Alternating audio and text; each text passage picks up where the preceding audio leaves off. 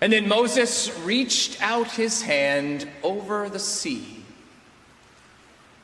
and the waters drew back as an east wind blew in, and dry land was formed, and the waters were divided. For centuries, we've thought the miracle of that story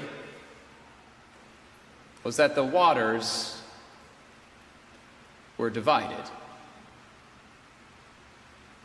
And maybe that's the case, but as we've learned over the centuries, division is the easy part.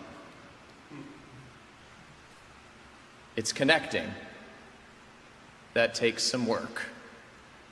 One side to another.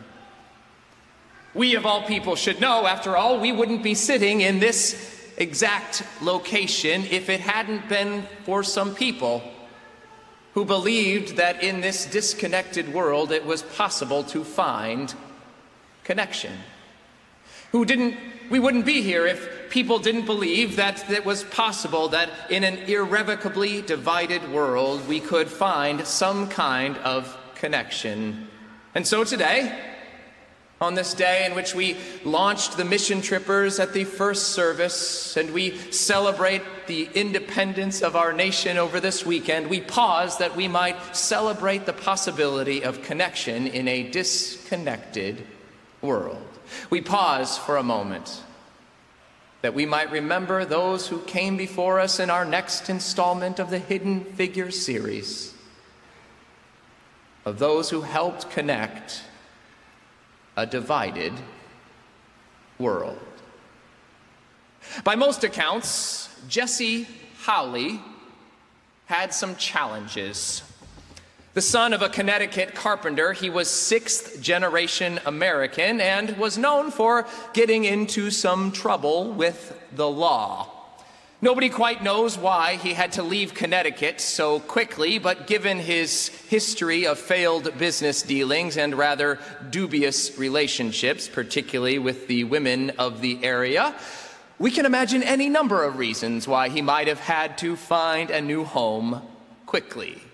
Fortunately for us, he found his way in the early 19th century to Western New York. He came with the vision of being the first true grain merchant of the area. It did not go well. Partially due to his lack of business acumen, but mostly due to the fact that he quickly discovered it was nearly impossible to transport goods across the state. Unfortunately, he didn't discover this until he had racked up quite a bit of debt, enough to issue a warrant for his arrest. He quickly jumped bail and found his way to the next state, to a little village known as Pittsburgh. He there, like the prodigal son, squandered his life in dissolute living, only had a moment of enough sobriety to pick up a newspaper and notice the 6th annual presidential address of Thomas Jefferson. We know it well, I'm sure, but for those who get the 5th and the 6th annual address mixed up, the 6th was the one where Thomas Jefferson claimed that once retiring our debts, the nascent United States might take on big projects of public works, like, say, a canal. And in that moment, Jesse Hawley looked down at the paper and then up at a map of New York, a famous map dubbed the Great Survey by Joseph Ellicott. And he had an idea. A canal that would span from Erie to the Hudson River. He, of course, was not the first to come up with this particular idea. Christopher Collis, an Irish-British immigrant who came over, had published in 1785 a pamphlet with the simple title, Proposals for the Speedy Settlement of the Wasted and Unappropriated Lands and Western Frontier of the State of New York, and for the improvement of inland navigation from Albany to Oswego. It really flows trippingly off the tongue. Howley took a slightly different approach to the canal. He wrote an essay for the local paper in Pittsburgh. Only, given the dubious credit to his name and the fact that he was now living in some infamy, he couldn't use his real name for the essay, and so he wrote under a pseudonym, Hercules. He didn't have much traction in Pittsburgh, but when the law caught up with him, he fought the law and the law won. He found himself in a jail cell in a little town called Canandaigua. Perhaps you've heard of it. And while he was sitting in that jail cell in Canandaigua, he brought enough to research exactly what this canal might look like. And over the course of his time there, he penned 14 essays, which carefully claimed that a canal could help bridge that gap between the West and the East in the new United States, that this canal could form the bond of our fledgling union. In just over 15,000 words, he made a claim saying that it seems God had ordained this in giving us a tract of land that was perfectly situated between mountain ranges for a canal to run the entire way. Well, the people in the town of Canandaigua and the surrounding regions dismissed it as the flailings of a maniac, but enough people caught the dream that they began to vision what this canal might look like. One was Joseph Ellicott himself, the map maker who picked up in Hercules' essays something of what might happen if they connected the West and the East in the United States, of what it might mean for a canal to run all the way across the state of New York. Another, of course, was Robert Fulton, who had just found success with his steamboat. He had just cut the commute time between Manhattan and Albany from 4 to 10 days to 30 hours. He saw in that canal an opportunity to put his steamboats to work, crossing back and forth around the state. But perhaps the most important person to pick up one of those essays was a young politician named DeWitt Clinton, who saw in this great project of public work something that could make or break his career, and in the end, it did a little of both. By the end of the project, after many, many delays, what we know as the Erie Canal was infamously dubbed as Clinton's ditch.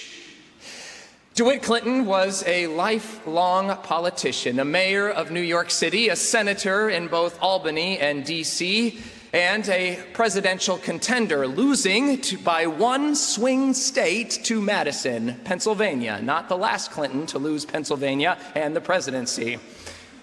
He found his way, though, perhaps most famously, into the office in Albany of the governor, where he served several terms. He had the political acumen and the inertia to get the ball rolling on that canal. He had the vision in mind and pulled together a commission that began to do hard work to put the canal into place. But as we have ourselves discovered, sometimes outside factors creep in, even when you're doing God's good work.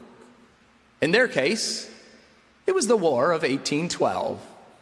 With its locus in parts of upstate New York, especially in the burning of Buffalo and Black Rock, the War of 1812 slowed progress on the canal to a crawl. After the war, it had exposed just how hard it was to transport materials from one side of the state to the other, from one side of the country to the other. They couldn't get it across, and so they knew why a canal became so important. And so DeWitt Clinton picked it back up after the war and started advocating for what it might be to have an canal, an Erie Canal. There was political pressure. They had to pass bills to approve the sale of the land and to get the commission paid for and to have surveys done. They also, perhaps we recognize this had to find some funding. That happens from time to time when you're working on good projects. They, of course, believed that the federal government, having been so lofty in their naming of these grand public works, would be able to kick in some dollars to make it happen. But the fact that 4 of the first 5 presidents were from Virginia meant that if they wanted a canal at all, they wanted it to come off of the Potomac, despite the clear geographical limitations like mountains. And so they weren't going to be able to count on any money coming from the federal government. In the end, they had to rely on some state grants and some state contracts and working with the business people of the area to make it a possibility. Of course, funding is only one piece of the problem. They also had this little matter of engineering the canal. In the nascent United States, there just weren't very many engineers. Nobody had been tested, and there had never been a work of that grandiose a scale. And so they had to find somebody, and after much trial and error, emphasis on the error, they eventually landed on a country surveyor from Rome, New York, named Benjamin Wright. Wright, alongside his partner, James Geddes, began to envision how this canal might actually work. They began to see that the surveys that had been taken were all off, that they had to do them again, that they had to do them better, that they had to do them right. They advocated for which direction this canal might go, and let's just be clear, people had all sorts of opinions. We don't recognize anything about that, but back then, when a project was undergoing, people had lots of opinions about how it might come to be and ways that it might be better. Some thought it should go north, and others thought it should go south. Some thought it should end one place, and others thought it should end another place. The biggest argument, however, in building the canal was whether or not it should be a lock system, as we have, or an inclined plane. That is, a steady decline from Lake Erie all the way down to the Hudson River, like roll a ball down the hill. And if you're having a hard time picturing how that might work, given the elevation changes internal to the state, you're not alone. Unfortunately, many of the people who were the main funders for the project really believed that was the only way to make it happen, all the way up until the moment they broke ground on July 4th, 1817, 202 years ago and 3 days. They were going to try it the other way until finally Benjamin Wright convinced them that it just wouldn't work that way. In 1969, Benjamin Wright was given the posthumous honor by the American Society of Civil Engineers, a raucous group, as the father of American civil engineering, mostly due to his work on the Erie Canal. Of course, once they started to build the canal, came the next challenge, and for a full 2 years into the project, they had not yet figured out how the lock system would work. See, locks had been used for hundreds of years, some wooden and some others, but they knew wooden locks wouldn't work. Leonardo da Vinci had even given the exact way that a lock system could work, but they knew that if it was going to stand the test of time, the locks we used would have to be concrete. Only hydraulic concrete wasn't available in the United States at that time, and the only place they could get it was from England. And having just been in a war or two with them, they were not quite willing to share. And while there is much debate about who it was that finally discovered the formula that would allow hydraulic concrete to come from the limestone we had around, there was no debate that it seemed like God had given us the gift of limestone in this area, that in the very area the canal needed to be built was enough limestone to make hydraulic cement to build the locks.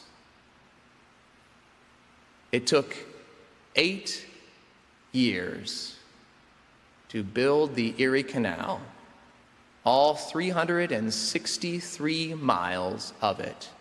It was 13 times longer than any other canal in the United States at the time, and it was the longest canal in the world when it was built. It did serve its purpose in connecting the West and the East. It became the main trade route in which goods were transported across the country. And it is what made New York City the city that it is today, despite the fact that it was NYC that argued most vehemently against a canal that they could not see would give any benefit to them. And yet it is what made the Empire State the Empire State. No one knew on October 26, 1825, the day in which the canal was dedicated, just how much of an impact it would have. On that day, it was met with a cannon relay that went from Buffalo to Albany and back along the canal as it came back. There was lots of trial and error along the way as they were trying to figure out how it all worked, including one particularly harrowing journey that went from Manlius into Syracuse, in which a navigator was not quite paying attention and someone had to shout on deck, "Low bridge, everybody down!" And they found their way. It was the Erie Canal that made Albany and Syracuse and Rochester and Buffalo what they are today. That last one, though, is kind of a funny story. As these things go, they couldn't quite figure out where they wanted the Erie Canal to end. Some in Black Rock, New York, wanted it to end there, and some in Buffalo wanted it to end there. And so, as sometimes happens when people are divided, they did both. Now, time tested and finally won that it was Buffalo that got the terminus of the canal. It's a good thing, too, because it would have been awkward to sing "From Albany to Black Rock."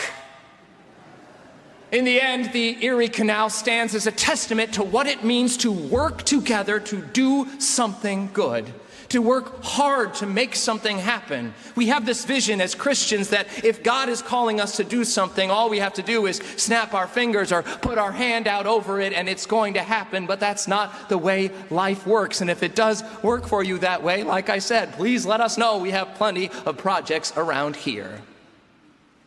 In the end, Moses crossed over the Red Sea and then they wandered the desert for 40 years before the Promised Land. But friends, it was worth it.